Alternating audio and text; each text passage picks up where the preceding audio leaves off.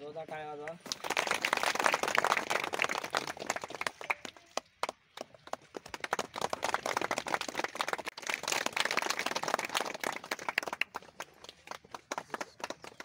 सिलाई मशीन तुमच्या पद्धतीने विकत घ्यायची आहे आणि त्या ठिकाणचं तुम्हाला अर्जाबरोबर तुमचा अकाउंट नंबर द्यायचा आहे, तुमचा आधार कार्ड नंबर द्यायचा आहे, तुमचा रहिवासी पत्ता द्यायचा आहे आणि तुमचा बँकेचा अकाउंट नंबर दिल्याच्या नंतर तुमच्या खात्यामध्ये ते पैसे जमा होणार.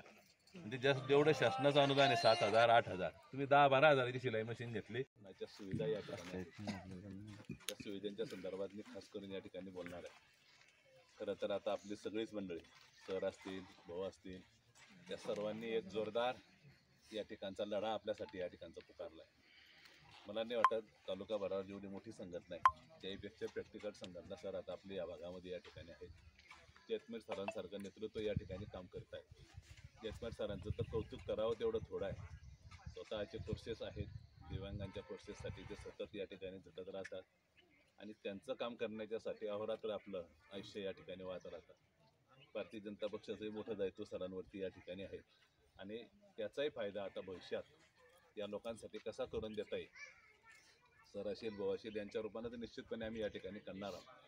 पण आदरणीय डॉक्टर साहेबांनी मला 2 दिवसापूर्वी या कार्यक्रमाची पत्रिका आल्याच्यानंतर एका ताईच्या शिलाई मशीनसाठीचा विषय त्या ठिकाणी सांगितला. मला वाटतं त्या ताई इथे येऊन बसलेल्या आहेत पिंपळगावच्या, की तिचं वोटिंग आम्ही घरून त्या ठिकाणी करून घेतलं होतं आणि डॉक्टरांनी त्यांना खास करून त्या ठिकाणचा शब्द दिला होता. म्हणून मी सगळ्या महिलांना सांगेन ज्यांच्याकडे अपंगाचे सर्टिफिकेट आहेत अशा सगळ्यांनी तात्काळ पंचायत समितीमध्ये शिलाई मशीनचे अर्ज भरावेत. साध्या शिलाई मशीनसुद्धा आहेत आणि मल्टीपर्पज शिलाई मशीनसुद्धा आहे.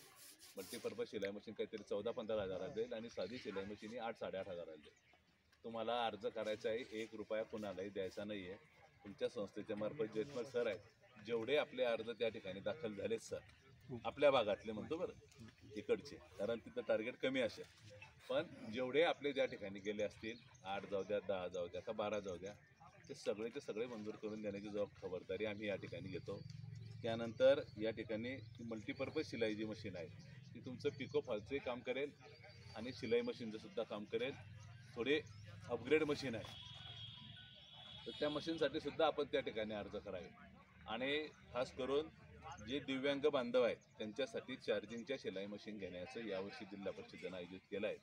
त्याच्यातल्या प्रातिनिधिक स्वरूपात एकच घ्या, कारण तालुक्याला 1 किंवा 2 टार्गेट त्या ठिकाणी असणार आहेत. तर आपल्यातल्या 1-2 तिघांनी तुम्ही फॉर्म भरून ठेवा.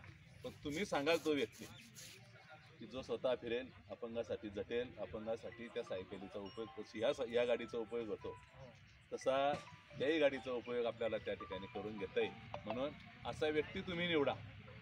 तुम्ही व्यक्ती निवडलेल्या तुम्ही आम्हाला सांगायचं आहे. आम्ही परस्पर काहीच पंडितपणा करणार नाही. रविभाऊ असतील, डॉक्टर असतील, मी असेल, आम्ही म्हणणारच नाही. तुम्ही सांगायचं मधू याचं करून द्यायचं आहे. त्याच्यासाठी सुद्धा आपण 3 चाकी सायकल या ठिकाणी देणार आहोत. मोदी आवास योजनेच्या घरकुलांचे विषय आहेत. अपंगांसाठीचे स्पेशल घरकुल नाही, पण मोदी आवास योजनेमध्ये ज्या ज्या अपंगांनी घरकुलं त्या ठिकाणी दाखल केलेले असतील अशा सगळ्यांची यादी आम्ही तिथून न काढू, पण तुमच्याकडे असले तर तुम्ही त्या ठिकाणी द्या की प्रायोरिटीने आपण मंजूर त्या ठिकाणी करून घेऊ. मी आताच बीडीओशी माझं बोलणं झालं आहे की बीडीओमध्ये जेवढे असतील तितके आपण त्याचा नंबर खालीवर करून त्या ठिकाणी तात्काळ त्याला कसं घरकुल त्या ठिकाणी मंजूर करून देता येईल त्याच्यासाठी आपण तो उपक्रम त्या ठिकाणी राबवणार आहोत. जास्तीत जास्त आपण हा लाभ तुमच्यापर्यंत कसा पोहोचेल त्याच्यासाठी आम्ही निश्चितपणे या ठिकाणी प्रयत्न करणार आहोत. आपली संघटना मोठी आहे, या संघटनेला आम्हाला निवडणुकीच्या काळात खूप जवळून त्या ठिकाणी पाहता आलं. खूप चांगला रिस्पॉन्स आपला आम्हाला या ठिकाणचा निश्चितपणे तो मिळाला आणि तुमचं काम करणं लोकप्रतिनिधी या नात्यानं आमचं त्या ठिकाणचं कर्तव्य आहे. या कर्तव्याचाच भाग म्हणून आपण मला वाटतं 6 महिन्यापूर्वीच आपण आमदारांना त्या ठिकाणचं निवेदन दिलं आणि 10 लाख रुपयाचं सभागृह, 10 लाख रुपयाच्या सभागृहामध्ये तुमचं सगळं कामकाज या संस्थेत या ठिकाणाहून चालेल. त्याच्यासाठीची सिमेंट कॉन्क्रीटची इमारत बांधून देण्याचं ठरवलं आहे. खरं तर त्याचं भूमिपूजन आपण आजही करू शकत होतो, पण आमदार साहेब त्या ठिकाणी येणार आहेत, त्यांचा तो अधिकार आहे आणि त्यांच्याच हस्ते आपण पुन्हा एकदा या ठिकाणी एक 8-15 दिवसाभरामध्ये हे सगळं वरच्या निवडणुकीचा विषय सगळा संपला म्हणजे मुख्यमंत्री एकदा झाल्याच्या नंतर आपण आमदारांना बोलवून या ठिकाणचं भूमिपूजन करू. त्याही दिवशी तुम्हाला सगळ्या जणांना आम्ही आमंत्रित करणार आहोत. आणि तुमच्या वरच्या ज्या शासन दरबाराच्या काही मागण्या असतील, अडीअडचणी असतील, संस्थांना काही कामं त्या ठिकाणी द्यायची आहेत, संस्थेकडून काही कामं करून घ्यायची आहेत आणि शासनाचे ज्या उपक्रम आहेत त्या सगळे उपक्रम आपल्याला या ठिकाणी कशा पद्धतीनं राबवता येतील त्याच्यासाठीचं आपण हे केंद्र काय फक्त एक शिंदाडचं एका तर नाही, तर हे आपल्या या परिसराचं केंद्र आहे आणि याच्यामध्ये अनेक अपंग बांधवांचं भलं कसं होईल आणि त्या योजनांच्या रूपानं तुमच्या संस्थेची भरभराट कशी त्या ठिकाणी होईल त्याच्यासाठी आपण आमदारांच्या अध्यक्षतेखाली एखादी बैठक घेऊन त्या दिवशी भूमिपूजनाच्या दिवशी हा विषय त्या ठिकाणी छेडू. बोलण्यासारखं खूप आहे, पण आता या आयुष्याच्या प्रवाहामध्ये आपण चालत राहिलं पाहिजे.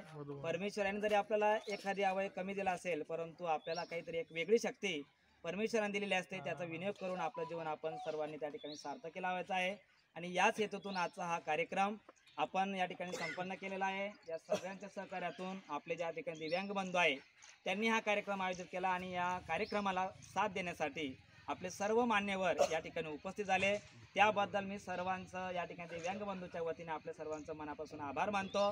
अशी सेवा या ठिकाणी आपल्याकडून घडत राहो आणि नेते मंडळींना विनंती करतो की आपण या दिव्य बांधवांसाठी आपण या ठिकाणी आपला वेळ या ठिकाणी दिला पाहिजे, यांचं काम केलं पाहिजे असं या निमित्तानं सांगतो आणि हा कार्यक्रम संपला.